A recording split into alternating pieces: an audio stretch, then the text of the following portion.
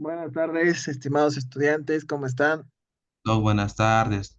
¿Por qué esta mañana no me ha dejado entrar? Sí, solo he tardado justo sido y cuarto. Mira, mañana le dije en el chat del grupo. Pero les he dicho, 10 minutos no entran. Vamos a hablar 4 minutos más de retraso a todos, no sé, así, pero estaba bañando para ir a mi examen de salud, no vi sucio. Pobrecito. Vayan poniendo sus nombres, por favor, en el chat. Primero apellidos, luego nombres.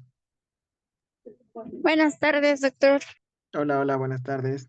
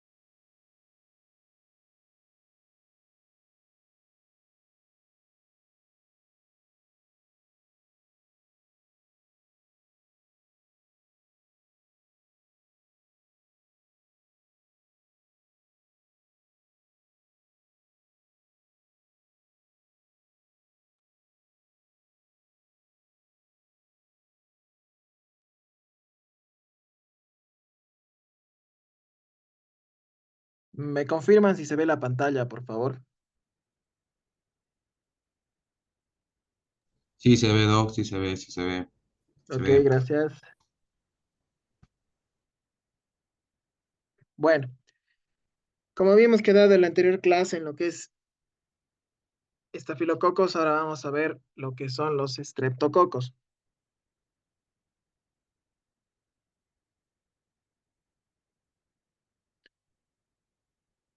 Al igual que la anterior clase, lo que habíamos hablado, ¿no? Todo inicia con las formas. Si hablamos de cocos, ya sabemos que son esféricos. Si es estos dos que estamos viendo en particular ahora, de estas dos familias, estrepto y estafilo, son gram positivos, son cocos gram positivos. Por ende, la tinción de gram van a ser, ¿qué color?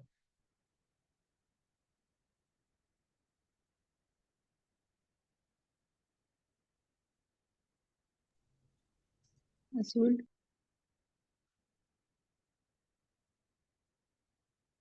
¿Qué color?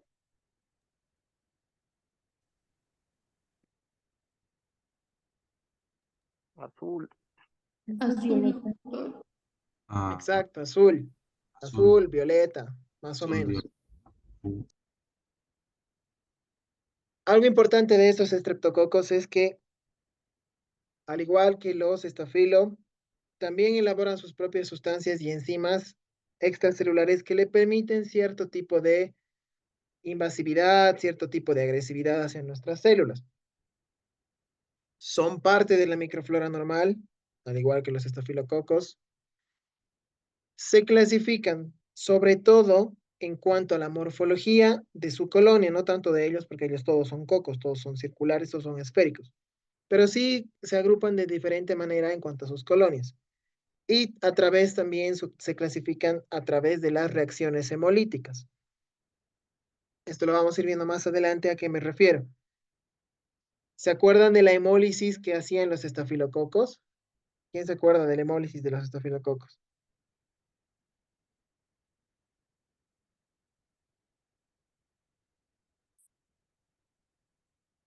¿Cómodo, cómodo?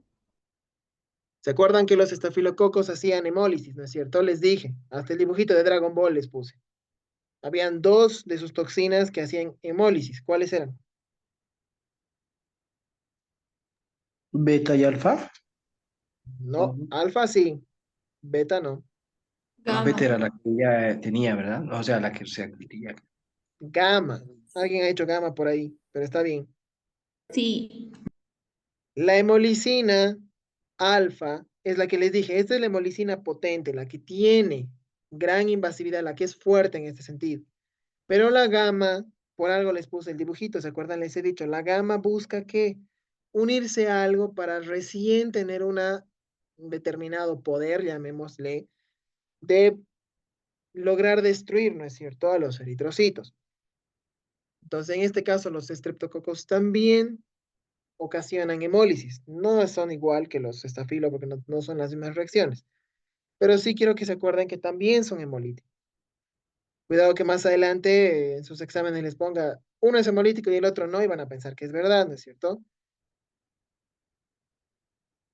Porque no he visto todavía sus notas, pero las del grupo 2 he visto y hasta la otra me ha dicho que ha pasado, no han estudiado los estudiantes. Y eso, bueno, no sé.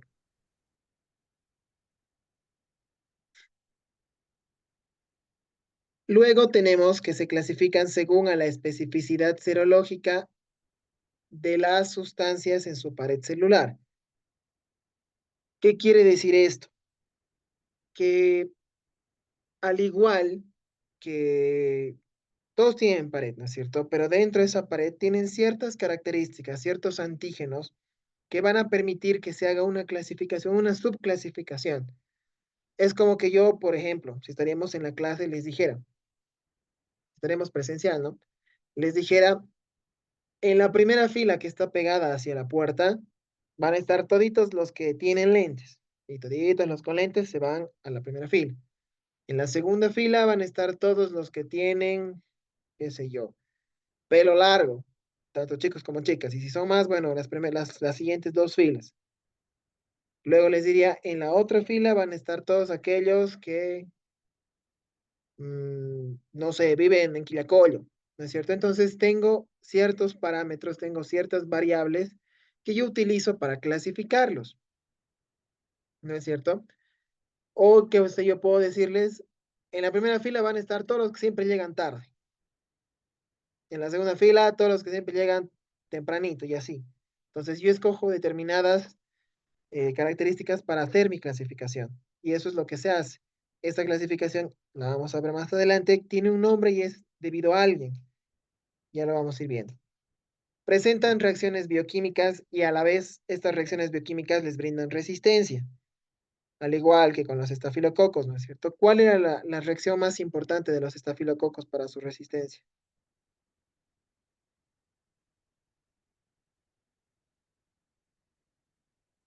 ¿Quién se acuerda?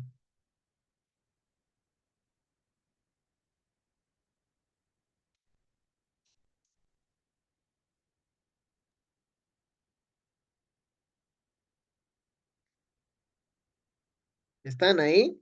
Voy a empezarles a preguntar uno por uno, creo. Y luego que estamos, solo que estoy buscando mis apuntes de ese día. La producción de beta-lactamasa sería como... Generalmente, ¿no es cierto? Las beta-lactamasas son las que nos van a dar una gran parte de la resistencia bacteriana, en este caso de los estafilococos. Los estreptococos igual tienen sus mecanismos de reacciones y que le van a conferir resistencia a ciertos antimicrobianos. Estas bacterias, estos estreptococos, obtienen la energía a través de la utilización de glucosa y ácido láctico. Entonces lo que hacen es justamente mediante la glucosa generar su propia energía. ¿Se acuerdan que los estafilococos, qué hacían? Fermentaban, ¿no es cierto? Carbohidratos. Y algo importante es que los estreptococos son anaerobios facultativos. ¿Se acuerdan qué era anaerobio? Que no necesitaban oxígeno para supervivencia, pero si había oxígeno, igual sobrevivían. Como, Exactamente. No les hace problema si tienen oxígeno, que en teoría si fuera un anaerobio estricto y le das oxígeno, lo matas. Pero como es facultativo, puede adaptarse. Este cuadrito, bueno, este círculo, llamémosle, es igual que la vez que vimos estafilococos. Va desde lo más sencillo, como una neumonía, luego puede pasar a una amigdalitis, que esto es la tonsilitis justamente, puede ir a una angina, que es un cuadro, eh, ¿alguien sabe qué es angina?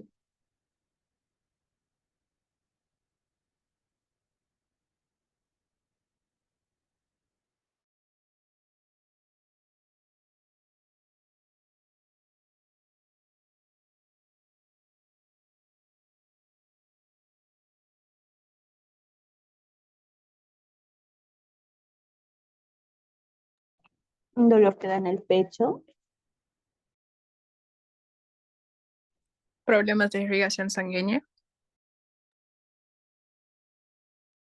Sí, generalmente los cuadros de angina se caracterizan por dolores a nivel torácico, que muchas veces se confunden con cuadros de infartos, con cuadros ya netamente de enfermedades cardiovasculares o coronarias. Entonces, puede desencadenar también ese tipo de problemas. Luego tenemos la sepsis. ¿Se acuerdan qué era sepsis?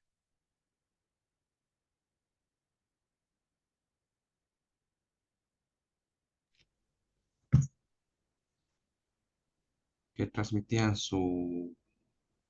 en otras palabras, pasaban a otro Streptococcus, o estoy mal, o sea, como su resistencia, en otras palabras. Denme un minutito, por favor.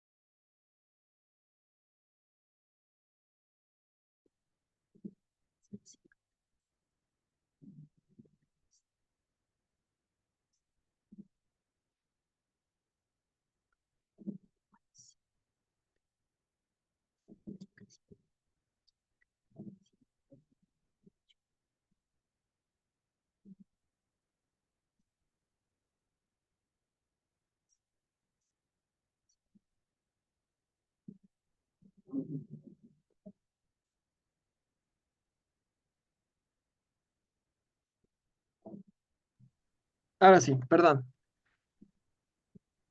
Bueno, entonces les decía, ¿no es cierto? La sepsis era esa, lo que habíamos visto hace tiempo, que es una infección que se generaliza, pero se generaliza a causa de algo en particular. ¿Se acuerdan qué era? La disminución de la defensa, de la inmunidad. Además de eso, ¿no es cierto? Pero había algo importante. ¿Se acuerdan que yo les he dicho? Tienen una infección. Ejemplo, digamos, sigamos este ejemplo. Tienen una infección a nivel de las vías aéreas altas, en este caso amigdalitis, una faringitis estreptocócica, que no es Yo adecuadamente también. tratada, entonces ocurre una septicemia. ¿Se acuerdan que era Ay, la pero ¿de qué septicemia? cámara más bien? Doctor, no se escucha. Hoy sí, apaga tu micro. ¿Quién está con micrófono? Paguen su micro, a ver, no escucho.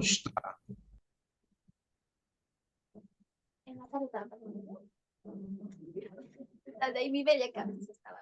A la Joyce. Ya está, ya la hemos silenciado. Bueno, ahora sí, ¿me escuchan? Sí, Doc, se escucha ahora sí. Ok. Entonces les decía, la sepsis viene a través de un proceso que hemos visto hace tiempo que era la septicemia, o bueno, lo habíamos visto en otra palabra, que es más específica. La bacteriemia, ¿se acuerdan? Sí, sí, doctor. Cuando la infección se va al sangre, ¿no? Exactamente. La bacteriemia es justamente eso, ¿no? Cuando las bacterias invaden el torrente sanguíneo y van a ir a, llamémosle, colonizar otras regiones.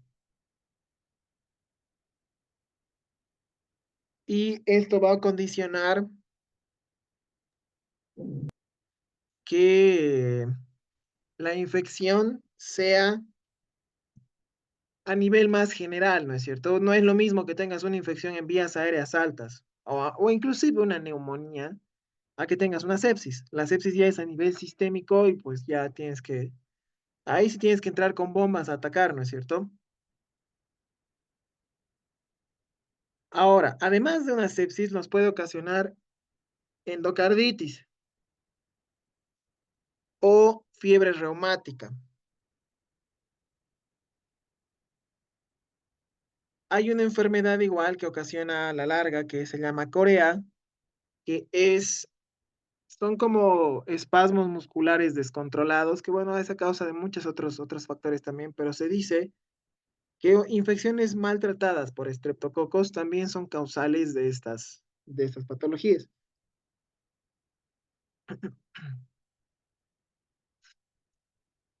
Hablando exclusivamente de la hemólisis, acuérdense, al menos en este tema, en lo que es estreptococos. Existen dos tipos de hemólisis que van a provocar los estreptococos. Una, que es la hemólisis completa, que además de ser hemólisis completa, va a condicionar un aclaramiento de la sangre. ¿Qué quiere decir esto? Que va a diluir, llamémosle, lo que es la sangre. Esta destrucción completa se conoce como hemólisis beta.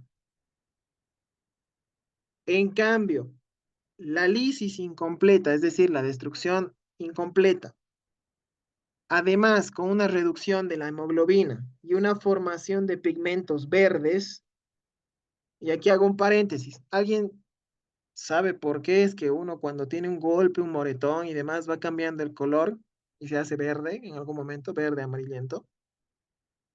Todos han hecho algún golpe alguna vez, ¿no es cierto? ¿Ya han visto cómo evoluciona su hematoma o nunca han visto?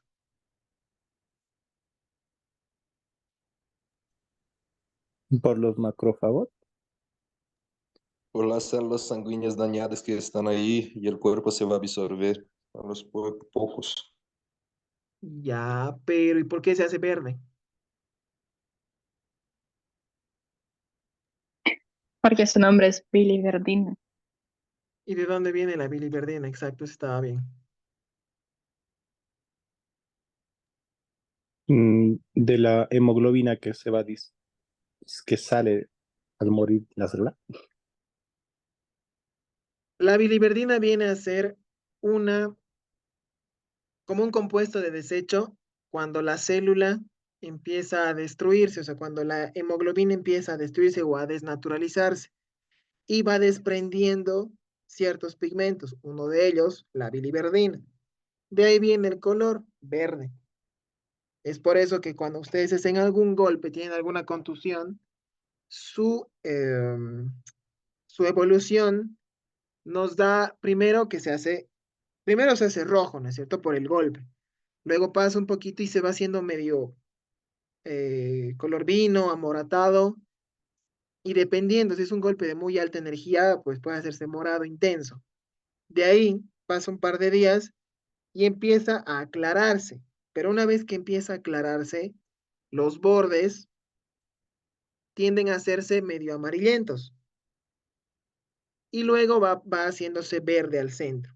Y luego termina de evolucionar y se hace amarillo todo y queda como una mancha amarilla y después totalmente desaparece. ¿No es cierto? ¿Alguna vez han visto ese proceso en su cuerpo o nunca se han percatado de cómo se cura un hematoma?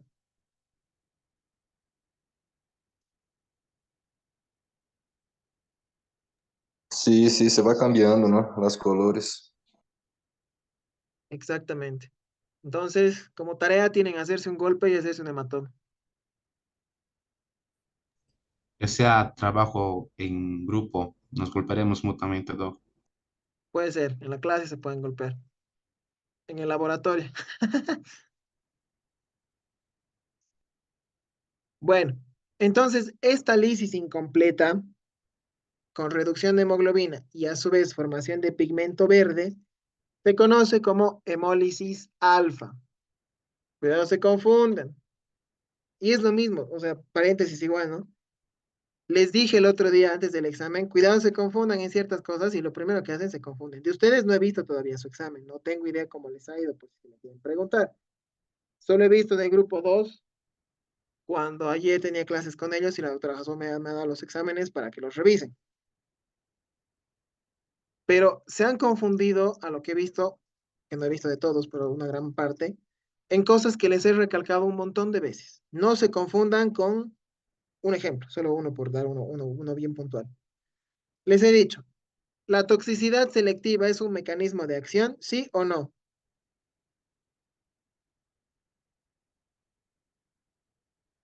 ¿Cómodo? No, ¿La toxicidad selectiva es un mecanismo de acción de los antimicrobianos, sí o no? no, Sí, No. No, No digo, "Ah, alguien ha dicho sí, no sé quién será, pero han dicho sí. Y la respuesta es no.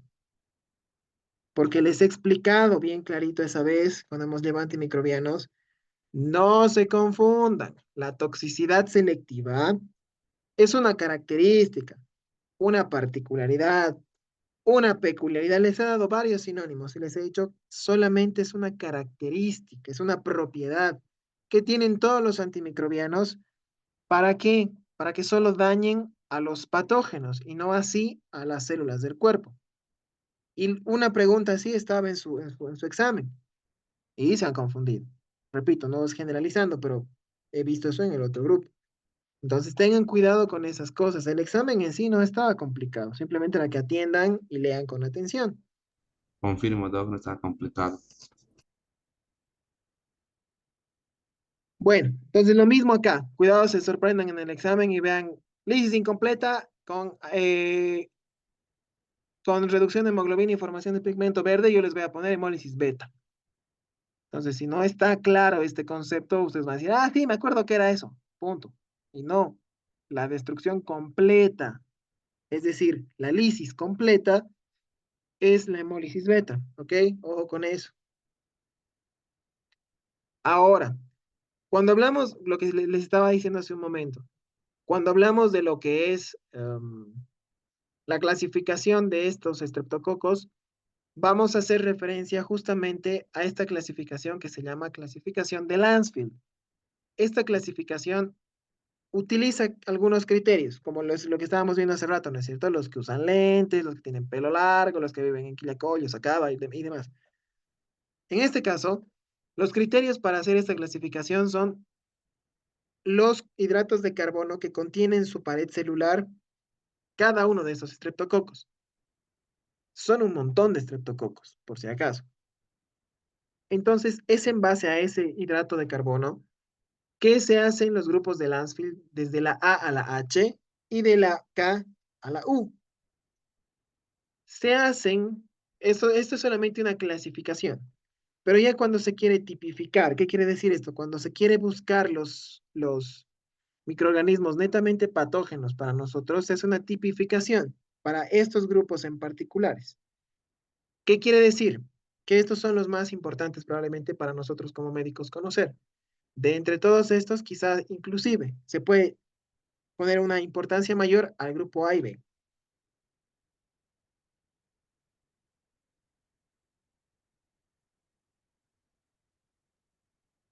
Si hablamos de polisacáridos, en este caso estos polisacáridos son los que les van a dar su especificidad antigénica.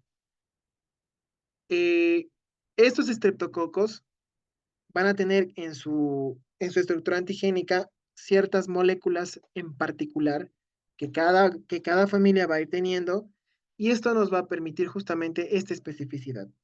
No todos van a atacar al mismo lugar, no todos van a hacer el mismo mecanismo de acción, no todos van a ir a invadir por el mismo lugar. Y es en base a estos polisacáridos según lo que se va a diferenciar. Ahora, solo para que tengan una idea, solo el Streptococcus pneumoniae, que es uno de muchos estreptococos, tiene más de 90 tipos. Se puede subclasificar este Streptococcus pneumoniae en más de 90 tipos. Y a su vez, estos 90 tipos se pueden tipificar a los del grupo B de otra manera. Como por ejemplo, uno de ellos es el Agalactiae. Es un estreptococo del grupo B que se denomina de esa manera justamente por esto, porque está tipificado en el grupo de los que sí se tipifican.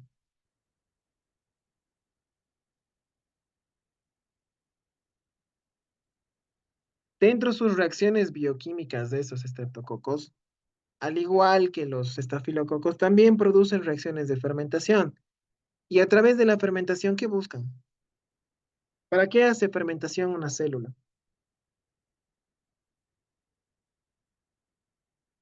A ver, les dejo pensando un momentito, denme un minutito. Estoy con un problema de internet.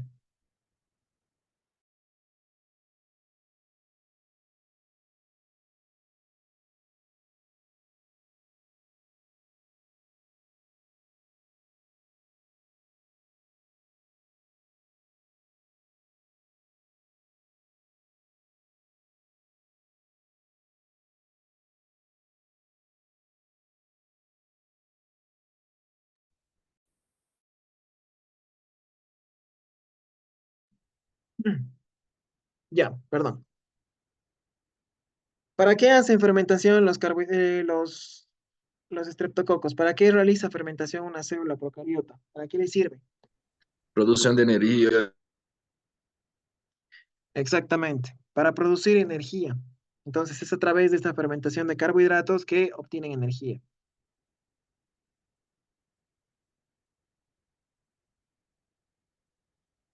Cuando hablamos específicamente de determinados microorganismos, en este caso, por ejemplo, el Streptococcus pyogenes, este Streptococcus pyogenes pertenece al grupo A. ¿Por qué? Por lo que hemos mencionado hace rato, ¿no es cierto? Contiene un antígeno de superficie en su pared que pertenece al grupo A. Entonces está tipificado en esa categoría. Este Streptococcus pyogenes es el principal microorganismo patógeno en el ser humano. Puede producir invasión tanto local como sistémica y además puede producir trastornos inmunitarios pasada la infección, o sea, post-estreptocócicos, dice por eso.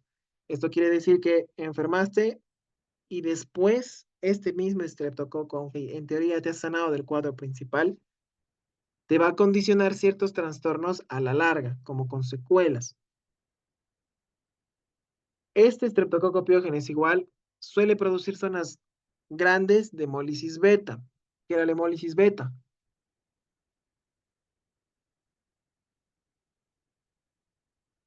¿Destrucción incompleta o destrucción completa?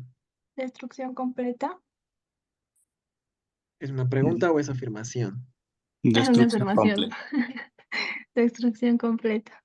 Exactamente, es una destrucción completa. La hemólisis beta es una destrucción completa.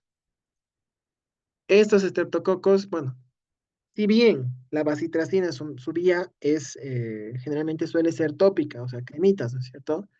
No quiere decir que a cualquier cosa porque tienes estreptococo le vas a dar bacitracina. Si tienes una neumonía por estreptococo piógenes, no le vas a dar bacitracina para que se tome unos 3 4 tubos de pomada al día, ¿no es cierto? Entonces es solamente como un dato, que son sensibles a la bacitracina, pero eso no quiere decir que ese es su tratamiento de elección.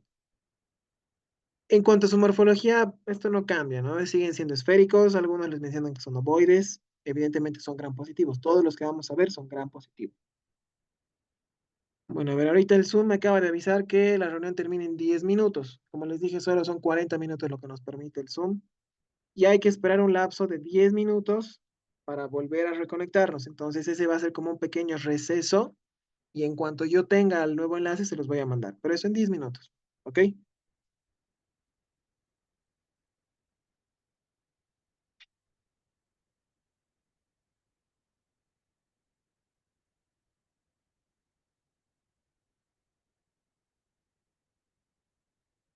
Algo importante en el estreptococo piógenes igual es lo siguiente. La presencia de esta dichosa proteína M. Imagínense que este estreptococo, este no es el piógenes, por si acaso, es otro estreptococo. Pero imagínense que es así. Este estreptococo, imagínense que en vez de estas pesas tuviese, no sé, dos armas, dos pistolas, pónganle. Si ustedes ven que alguien, saquémosle el ejemplo de estreptococo, que alguien se les acerca con dos armas, eh, ¿qué van a hacer? ¿Qué intenciones tendrá esa persona si se te acerca con dos armas? Matarte. Exacto, ¿no? No son nada buenas sus intenciones, está pensando justamente en hacerme daño. Pero ¿y si no tiene nada? Le ves así con manos, sin nada, se te acerca como para darte un abrazo, ¿qué puedes pensar?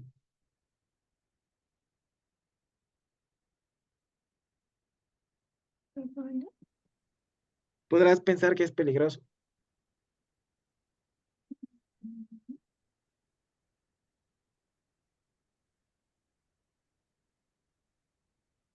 ¿Qué creen?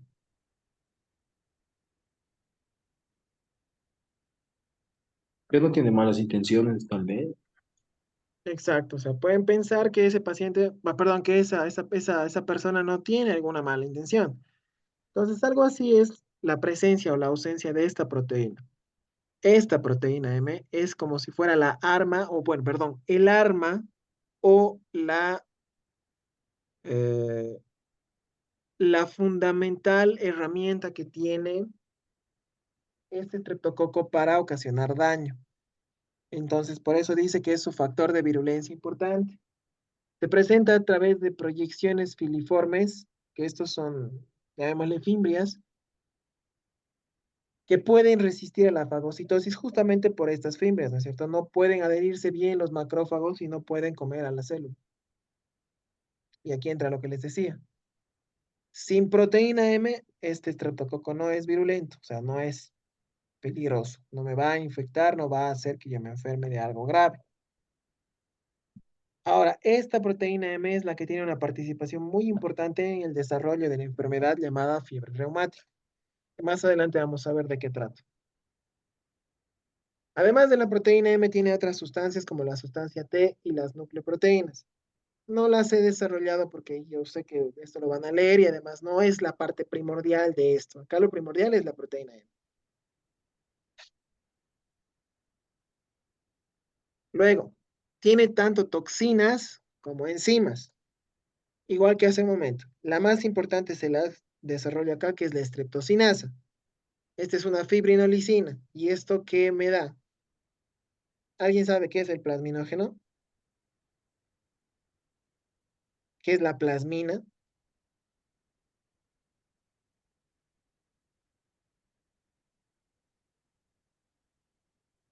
¿A qué les suena esa palabra? O esas palabras. Yo creo que la plasmicina, dijo, una inhibidora de la enzima, ¿no ve? La fibrinolicina, No, la plasmicina, lo que dijo. he dicho plasmina. No es pero igual una inhibidora. La plasmina no. Doc no era la que se encargaba de diluir los coágulos en la sangre, creo. La plasmina.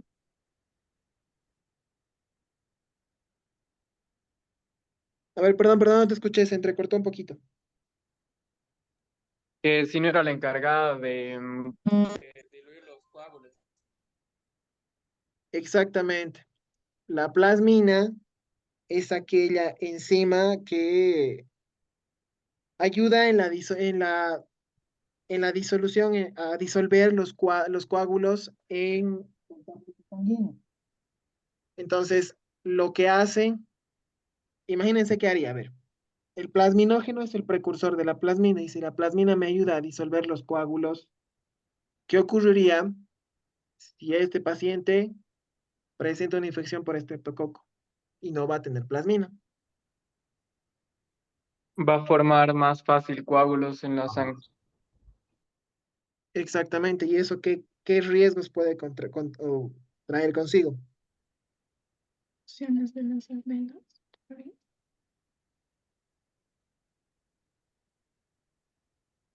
Una trombosis podría provocar. Exactamente. Tenemos ese riesgo, ¿no? Que el hecho de que esta fibrinolicina me transforme el plasminógeno en plasmina y no tenga yo esta regulación normal, voy a tener un exceso de coágulos, por así decirlo, y entonces puedo desarrollar una enfermedad trombótica, pero de manera muy rápida. Y a cualquier nivel, ¿no es cierto? Pulmonar, en extremidades, a nivel cerebral. Entonces, esto es muy importante.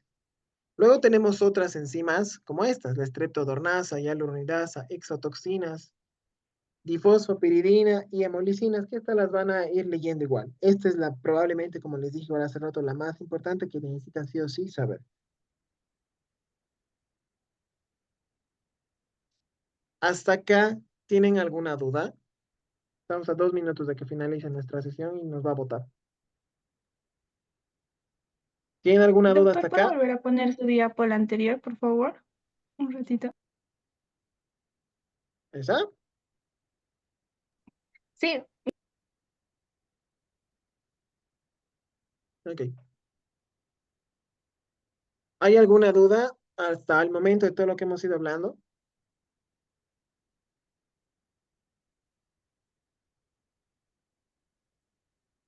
Bueno, creo que no. No, doctor. Ok, gracias. Bueno, vamos a terminar esta diapo y luego cerramos la sesión para luego aguardar unos 10 minutos y les vuelvo a mandar el enlace. ¿Qué nos va a provocar el estreptococcus? Nos va a provocar de entre muchas enfermedades. Si se fijan, aquí no está nada de lo que les he puesto al principio, por ejemplo, en ese redondo con flechitas. Pero son otra gran parte de los cuadros clínicos que estos estreptococos causan. Entonces, la patogenia y las manifestaciones clínicas que se pueden atribuir a una invasión por estos microorganismos, sobre todo los del grupo A, son la erisipela, la celulitis, fascitis necrosante o necrotizante, que esto ya es una especie de gangrena que evidentemente condiciona un daño muy importante a nivel tisular, una fiebre puerperal, que esto tiene mucho que ver con las pacientes que dan a luz, o bueno, no necesariamente que dan a luz, pero también que sufren cesárea y se complican con alguna infección concomitante. Y obviamente en cuadros de bacteriemia que van a condicionar una septicemia, lo cual me va a dar un cuadro infeccioso generalizado. Obviamente eso es peligroso, ¿no? Acá vamos a quedar, ¿ok? La sesión se cierra en menos de un minuto. Entonces, como les dije, vamos a, vamos a cerrar la sesión y luego vamos a ver, les voy a volver a enviar el enlace. ¿Listo? Está bien, Doc. Gran participación del Sergio.